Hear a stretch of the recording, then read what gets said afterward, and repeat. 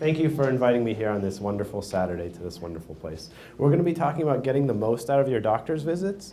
If you have any questions throughout, if you have any comments, just let me know, raise your hand, and I'd like this to be interactive so that we can work together to get the most out of it for you and for me as well. So our objective today, we're going to talk about how to find a doctor. We're going to talk about how to prepare for the visit. We're going to talking about symptoms, certain special situations, and then some useful tools that you can find to help learn more about your health. So first of all, finding a doctor. Everyone has different qualities that they're looking for in a doctor. There's no one doctor that's perfect for everyone, and there's different doctor-patient relationships. So before you look for a doctor, you should think about, what do I want in a doctor? Some things that people often consider: do they speak the languages I speak? Do I have a special preference for gender? What are the office hours? Is there urgent care availability? What's the location? Is it hospital affiliated? If this is going to be a great doctor who I really like, but I have to drive 2 hours to see them, is that really going to be something that's going to work out for me? How about some of the folks here in the audience? What kind of things do you look for when you're looking for a doctor? I can ask the gentleman up here in the front. What do I look forward to the doctor? Mm-hmm. Explain what's going on with me and what I should be doing in the future. All right, so that's something that I hear from a lot of folks. It's important. Can you repeat the audience Oh, yes. comments? He was saying he looks for a doctor who will explain what's going on and what's going to happen in the future. Yes? I look for someone who's caring and is a good listener. Caring and a good listener. Very important qualities in the physician. Yes? His credentials. Yeah. Credentials. What do you mean? Like where he went to medical school, or? He's a specialist to know what his specialty is and where he trained. Yeah, absolutely. So you want to know if you've got a particular problem, a heart problem, you want to make sure you're seeing a heart specialist, not a foot doctor, right? Okay. Anyone else? Yeah, so as you can see, everyone has different things that they look for, and some of these things are important for everyone, but it's good to keep in mind before you start your search. So other things that you can do once you've decided what are the qualities that are important to you, talk to your friends. Maybe they have a doctor that they really like, and probably they're in a similar area location-wise to you. You can talk with family members, or often folks like to talk to healthcare providers. If you know any nurses or any physicians in the community, they often will know other doctors more personally and can give you an idea of who matches up with your preferences. Who's covered by your insurance is a very important point. Unfortunately, healthcare is expensive, and so just because a doctor is great, if you're going to be spending hundreds of dollars just to see them, and that's going to affect your health and your finances otherwise, it's probably not the best choice. There are going to be many different doctors who will work for you, and so trying to find one who's covered by your insurance is important. And if you're still having trouble finding someone, some of our handouts out there have the UCLA referral line, and they can help you find a doctor in your area. Once you've decided on a doctor, or you think you've decided, it's important to call the office and kind of find out a little more information. For example, if this is a physician that you are interested in seeing, but they're not going to be able to see you for another 5 months, that might not be convenient for you. So if you call the office ahead of time, you can find out, is this going to work out for me? And then also finding out ahead of time, what are the typical charges? Because you don't want to be surprised when you get there and they give you a big handout on how much everything's going to cost. So once you've decided on your doctor, you've scheduled an appointment, it's important that you prepare for a visit. Just like anything else in life, when you're prepared, you'll be able to take better advantage of your time there. So the first step is to make a prioritized list of concerns. And I did bring a handout with a sort of a template on how to do that. This shouldn't be a novel about all the different problems that you're having, but it should be a succinct list of all the different problems that you'd like addressed. And then it's also important, especially when you're seeing a new doctor, to try to bring a document that's legible and that has your medical history, that has your medications, that has your vaccine history, and the other physicians that you're seeing. It's important to do this so that you're not wasting time trying to remember and explain all this when you're going in for the visit. That way your doctor can sort of get all that information quickly and get to helping you with your actual concerns. What about the private? Yeah, The go ahead. 3, it says only 3. You didn't- Oh yes, I didn't mention that. So often, many of you may have experienced that you'll go to a doctor's visit and say, I have all these problems that I want to address, and we just didn't have enough time to address them. So unfortunately, often with a new visit, the most you'll get is about 30 minutes, and with follow-up visits, about 15 to 20 minutes. And so if you're expecting to have a few problems addressed, you should be prepared that sometimes it'll take multiple visits. And so if you have a top 3, and that's why it's important to prioritize your problems, if you have a top 3, those are usually about as many as you can get through in a 15-minute visit.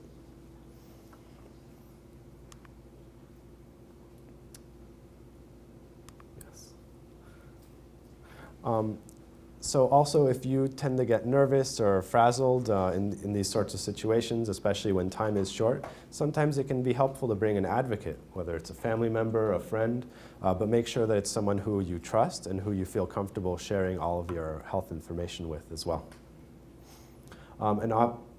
Clearly, if you need an interpreter because of language issues, then it's always good to let the office know ahead of time so that they can have that prepared for you. And a professional interpreter is always better than trying to bring just a family member or someone else who may not have as much experience in medical interpreting. So let's practice making a list of concerns. So I can go first as an example. If I were going to see a primary care doctor for the first time, my list of concerns, I would want to make sure that all of my vaccines are up to date. I'd want to make sure that all of my screening and lab work was up to date. And I'd want to talk about how can I get more exercise into my life with such a busy schedule that I have. Does anyone else want to share what kind of concerns they might bring up? Or you can just make up some, and they don't have to necessarily be your real medical problems. Yes? The other day, I made a phone call. We have to wait our turn, Chloe. Sorry, go ahead. I made a phone call because I wanted to make an appointment. And so the machine went and said, we'll call you back. You can name the phone number and everything. And I waited like 2 hours, and then I called again, and the machine went on again. And I got discouraged. I said to myself, maybe I should find another doctor's. Yeah, so that's something that we've all been frustrated with in many parts of our lives, right? You call an office, you call someone, and you're not able to get to talk to a human being. You get a computer or a machine or an answering machine, and you're left frustrated and waiting. Luckily, there's been some changes going on, and a lot of offices are starting to get better about responding to those sorts of things. But also, you should look into if your office has online scheduling. Sometimes offices do have the ability to just go online, see what openings there are, and just schedule it yourself. Yes, sorry. So sometimes, your question was, you tried to get an appointment, but they just kept giving you messages. You weren't able to get that done. So, yeah, and often with specialists, that's an unfortunate issue. But you can always call your primary care doctor and ask them to help you with getting that scheduled as well. Yeah, well, sometimes their office can help you. Does anyone have a sample list that they might want to share? Yes, go ahead. So I called 2 weeks ago to make a radiology appointment. They said, the answering machine said they would call me back in 24 hours. Like I'm going to sit by my phone and wait? No, that's a very good point. And that was UCLA. Yeah, so he was saying he called and got an answering machine that said they would call him back in 24 hours. So if you're having trouble scheduling, your primary care doctor's office is always a great resource because they can help you get in through back channels. But let's move on. So next, once you've addressed what concerns you want to talk about with your primary care physician, it's time to talk about your symptoms.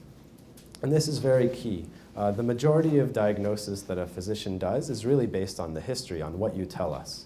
And so the way that you talk about your symptoms and the clarity with which you can share them will help us help you. And so it's good that you think about your symptoms beforehand. And you can actually consider writing them out, making a journal or a calendar that'll help you better explain what's been going on with you. So some questions to consider before to better explain your visits. When did your symptoms start? How often is this going on? What makes it better? What makes it worse? How is it changing over time? Is it interfering with my activities? What do I think might be causing it? And what's the reason that I'm coming to see a doctor now? So if I could give an example, let's say I have a bad head cold. I could say 3 days ago I started having runny nose and cough. And it's been consistent. It's not getting any better. What makes it better? Sometimes I take some ibuprofen or I drink some hot tea with honey, and that makes my cough a little bit better. What makes it worse? It tends to be worse at night or when it's very cold outside. It seems to be getting worse over the course of the past few days. And it's getting in the way where I had to miss a day of work yesterday because I was so sick. And I think it's probably a cold, but I'm worried maybe that I have a sinus infection. And so that's why I came into the doctor's office today.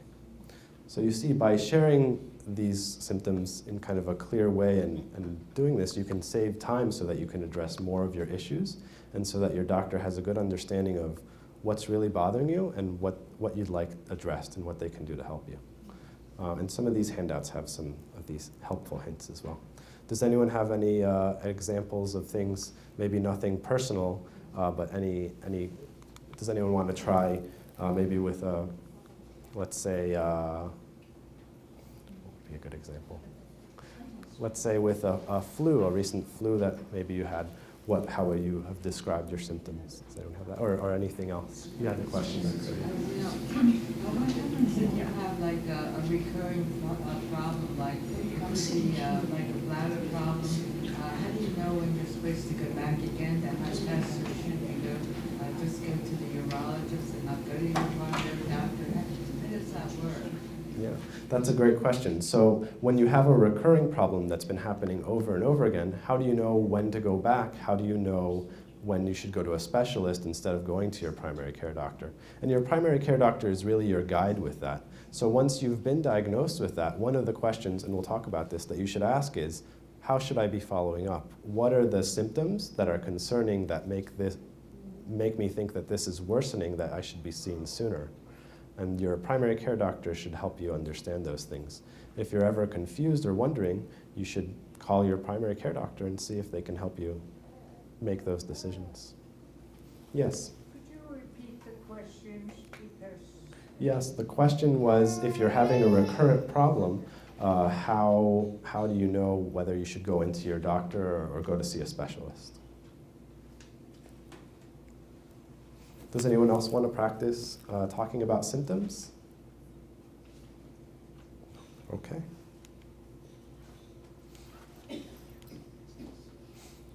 So once you're there in the visit and the doctor starts giving you information, sometimes this can be like trying to drink out of a fire hose, right? It's a lot of information and a lot of medical jargon. So it's important that you make it clear when you don't understand something and that you write notes so that you can remember from later on. When they've done research, they've found that most folks, even folks with PhDs and who are very well educated, when they go to the doctor, you can remember about 3 things. And so if you write things down, you'll have a much better chance of remembering all the information. If you think you've heard something that's confusing you, that's not really working out well, repeat it back and say, did I hear you right? Is this what you're saying? And if you're really not understanding, just say, I don't understand. Could you say this in another way? And if you've done reading ahead of time, if you've gone online and read about your symptoms, if there's a problem that you're concerned about, go ahead and say so right away at the beginning of the visit. That way you can make sure that those research and those questions that you've come up with are addressed. And be honest, because it's confidential, so anything you say is not going to go out and be shared with anyone else. It's really all information that we can use to help get you as healthy and happy as possible. And then be clear about your goals. If you're really just interested in getting out and playing another game of golf and not as interested in what's going to happen 20 or 30 years down the line, it's important to make that clear so that we can help you reach your goals It's not our job to tell you how to live your life, just to give you the information. So a few special situations, some folks have already mentioned this. When dealing with a specialist, when you're looking for a specialist doctor, it's really the same strategies. The only additional thing is make sure you ask your primary care doctor who they would recommend, because they may know the best one for your specific issue. Be mindful that when you go see a specialist, they're only going to address the problem in their specialty. So if you see a cardiologist, they're not going to be able to help you with your toenail fungus or anything else, okay? And then make sure that when you go see your specialist, that you ask that they communicate back to your primary care doctor, so that the closed loop communication, so that your primary can also help you make sure that everything is being done. And as we discussed, it's important to ask your specialist and your primary care doctor about follow-up. Are you going to be seeing your specialist again? Are you going to go back to your primary? How often should you be following up? This is information you should get before you leave for your visit. So when you're dealing with an upcoming surgery, it's important that you know, what is your surgery going to be for? What is the expected outcome? What are the risks? What are the alternatives to surgery? Or are there alternative surgeries? What will recovery be like? Are you going to need to stay in the hospital, or is it an outpatient procedure? How many of the operations has this surgeon done? And what's his or her success rate? And then, is this an urgent procedure, or is this something that's more elective and that's okay to get a second opinion? You should never feel afraid in any situation with the doctor to ask for a second opinion. It's something that we usually encourage and can only help. It's never really a hurtful thing. Other special situations. If you find yourself in the hospital, you should know why you're being hospitalized and why this can't be treated outside of the hospital, how long you're expecting to stay, who's going to be the doctor taking care of you. Is your primary seeing you in the doctor, or is it a hospitalist? And what's the policy for visitors? If you're going to be getting special testing or imaging, you want to know what testing are you getting and what's involved in the testing. Do I need to be fasting? Do I need to have drank a certain amount of water? Do I need to urinate beforehand or not urinate beforehand? These are all important things to know. Why are we doing the test? What could it show? Is there any risk or harm from the test? And how long does it take to get the results, and how will I find out about them? If you have a new diagnosis, questions that you should be asking: what is this? Why do we think I have it? What may have caused it? Could this be something else? And how can I learn more about it? What should I be doing to manage it? What should I expect going forward? And when should I be following up? Again, as you see, that's an important question to always ask. When do I follow up? If you have a more general issue that doesn't need a specific person to be seen, that's fine, because usually they'll let you see the person who has the soonest appointment. And so what you would do is just call the office of the specialists, and they can help you schedule with a specific doctor. That way you'll know ahead of time who you're seeing. But if you have a concern and you want to make sure that you see a specific person, let your doctor know. Say, is there a specific person I should be seeing? And if they don't have a recommendation, you can always ask friends or other people you know if they have someone that they recommend. But just remember that sometimes if you're asking for just a specific doctor, it might mean that it'll take longer for you to be seen. I guess I'd ask one question. It's that Yes. second opinion. Is that, when we decided it should be a third opinion? When we said- So I usually don't recommend third opinions. Certainly there are situations where you might want it if you need sort of a tiebreaker opinion. But sometimes if you have too many chefs in the kitchen, things get confused. And so if you just keep looking for opinions, sometimes you'll delay treatment and cause more problems and confusion.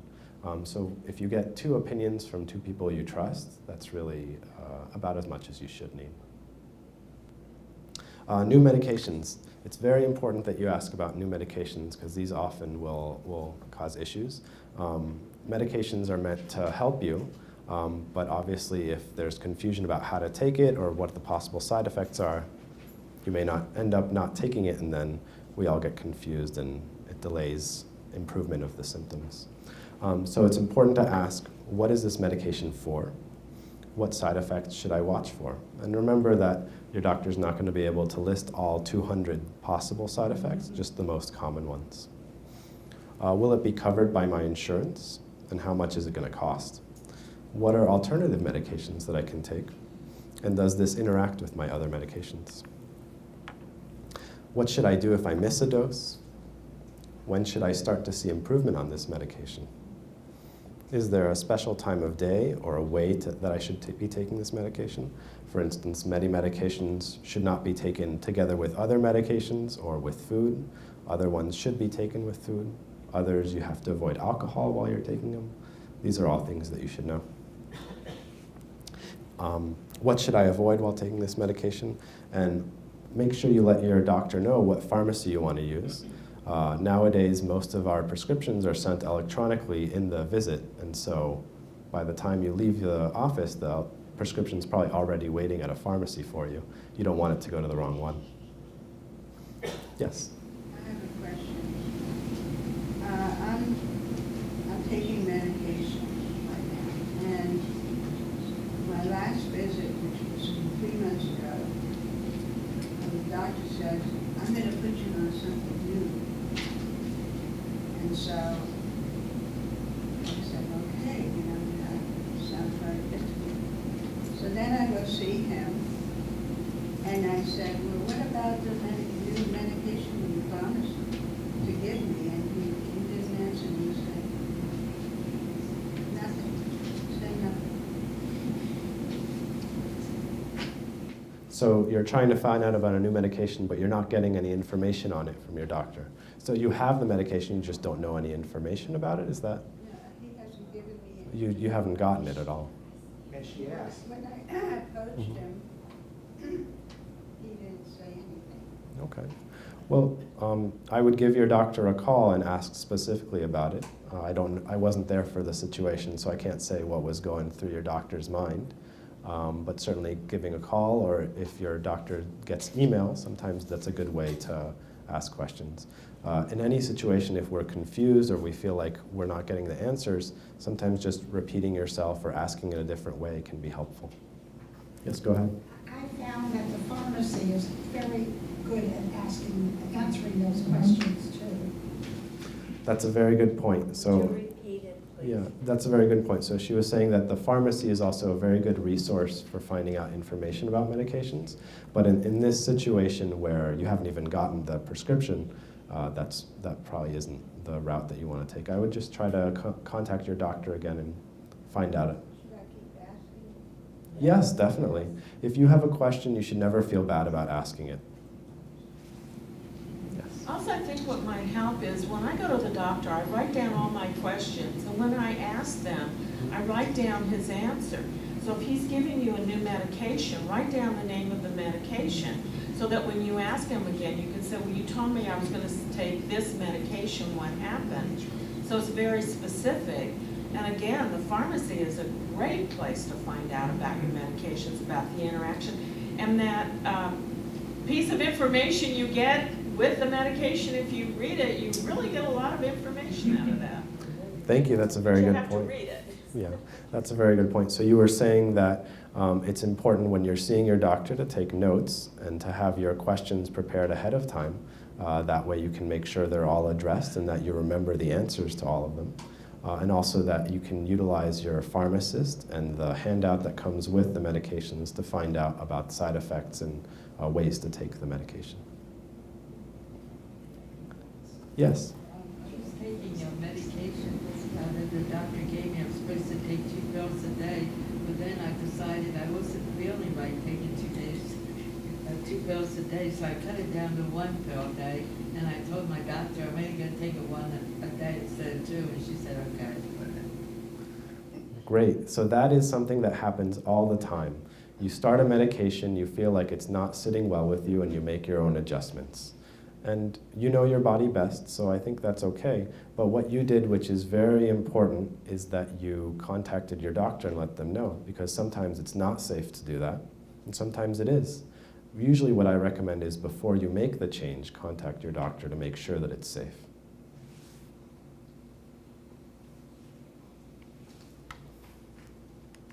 Okay. Another special situation, if you have special forms that you need filled out, this can take up a lot of your time in the visit, and so trying to maximize your time is going to be helpful. So if you bring the forms with you rather than trying to get your doctor to search for them frantically during the visit, if you fill out as much of the form as possible beforehand, and if you remember that your physician just has to put what's objectively true, they can't sort of put whatever you'd like them to put, that's all going to help save you some time when getting those forms, and it'll help your physician, but also help you. Okay. So we touched briefly on some other... Objective and honest. Oh no, I mentioned that. So your physician, any forms are legal documents, and so your physician is obligated to be objective and honest. They can't put just whatever you'd like them to put.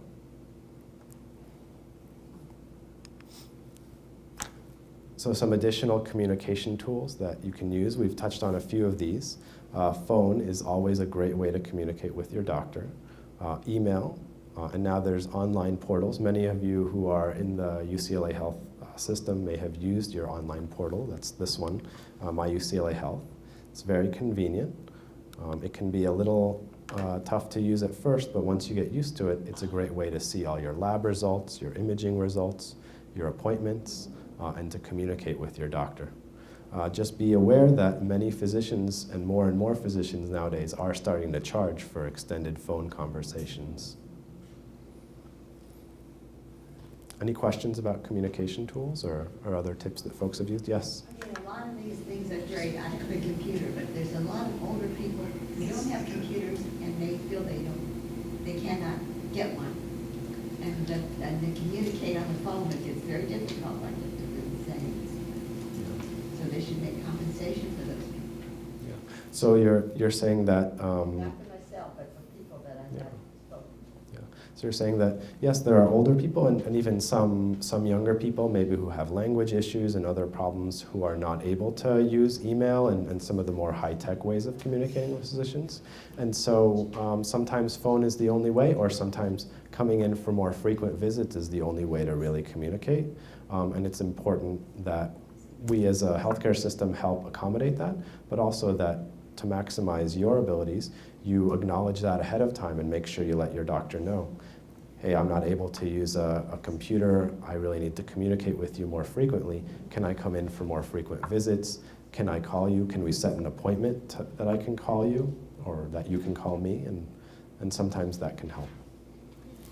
Yes? I was going to say, to add to her comment, if someone's not using the computer and can't, you're not knowledgeable, sometimes if you do a phone call, it's not necessarily to speak to the doctor. It might be where you're asked to speak to the nurse who works with that doctor to be able to get in. The doctor might not have time to call back. Maybe the nurse in the office does, or where you could actually get the information where the nurse can pass it to the doctor. It's in a way what I'll call a staff extender, as a way to help get the communication if you're not able to use online communication tools. Thank you, Ishara. That's a great point. So Ishara was saying that there are other professionals in our offices that can also help with communication.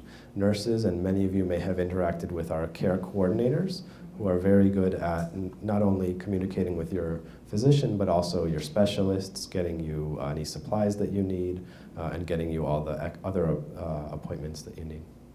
Yes, go ahead. I sort of have a pet peeve about something that's happened to me about communication tools in the doctor's office. Like, if I say something confidential to the doctor, she'll put it on my rap sheet or whatever. If I say I'm forgetful, she'll say, oh, she has a little touch of Alzheimer's. Or she even put on there that I was obese. And then she puts in something I don't like, and I don't like to say it because it stays on your record and it goes to all the other doctors that see. And is that something I should tell her? Be careful what she writes about me on the communication that's going to stay with me every time I get to somebody. Yes, so this is an issue that I've encountered as well. with the online portal, you can see what's called your problem list, and your question is probably referring to the problem list. Sometimes some of us will see our problem list and be upset by what we see there. And that has to do with when we put a diagnosis into the computer, it's based on the objective diagnoses and the national guidelines for coding, and sometimes they're not the most gentle way of putting certain things. The problem list is confidential, and the patient portal is protected, so it's not like anyone can log in there. It's only the people who are going to be caring for you. Certainly if there's something that you think is not correct, you should let your doctor know and they can correct it. Yeah, they can resolve it. And if there's something on there that you don't like the way that it's phrased but is true, you can ask if there's a different way they can put it in.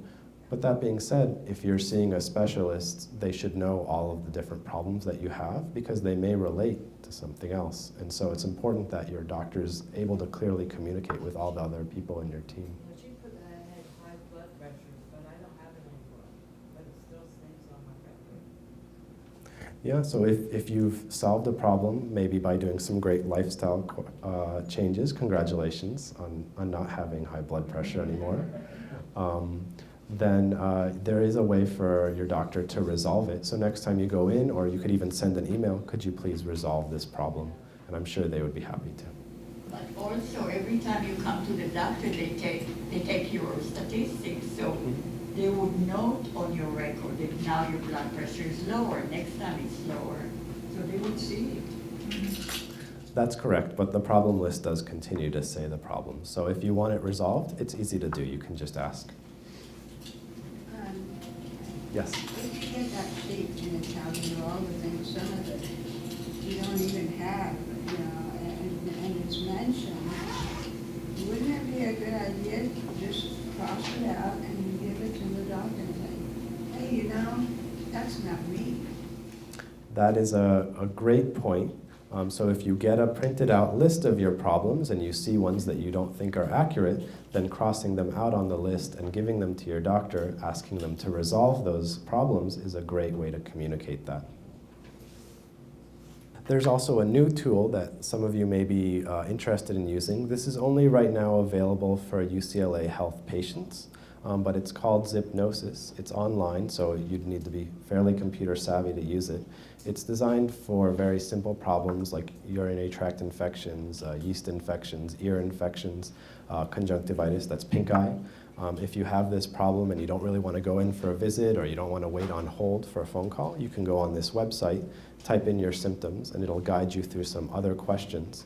And as long as it's a straightforward issue, it will email the information to a physician who can prescribe medication for you without an official visit. It's called Zipnosis. It's uclahealth.org, and then there's Zipnosis. If you're using Google, you can Google Zipnosis UCLA, and it'll get you there. Is that part of your MyUCLA?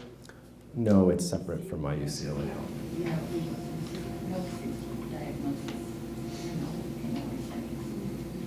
There is a small fee associated with it, and it won't charge you a fee if it decides that your problem is too complicated, and it'll let you know that you need to see your physician instead. Does insurance cover the fee? Insurance does not cover it, but it's about the price of a copay.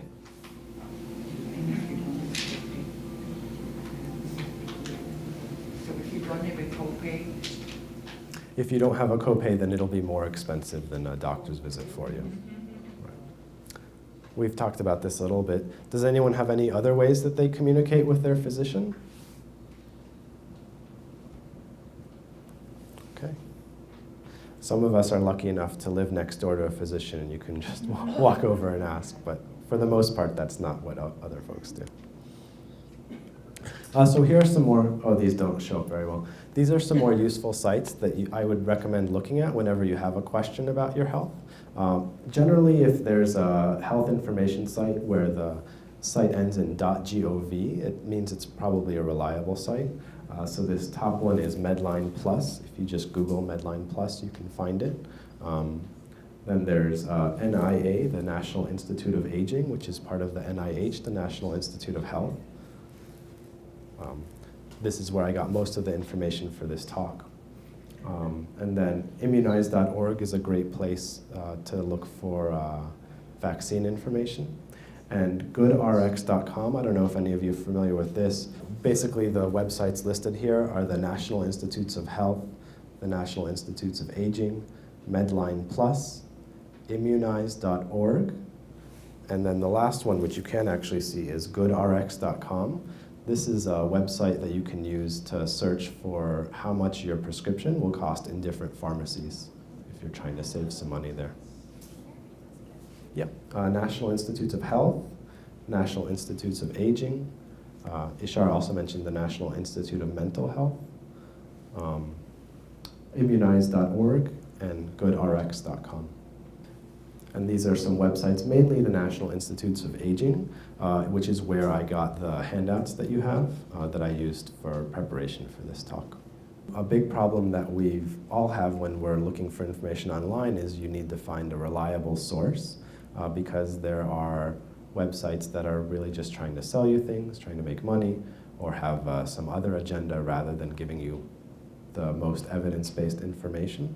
And so using government sites or, as you mentioned, some of the specialty organization sites, such as the American Diabetes Association, the American Heart Association, these are all sites that can give you a lot of really useful and well-vetted information.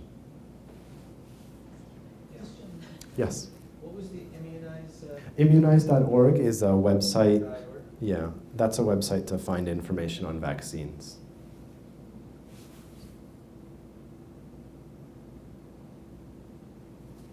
Any other questions or comments? No? Great. Well, thank you so much for joining me. I hope this has been useful. Please be sure to fill out the comments so that we can make this talk better next time we give it and that we can help bring you the best possible information.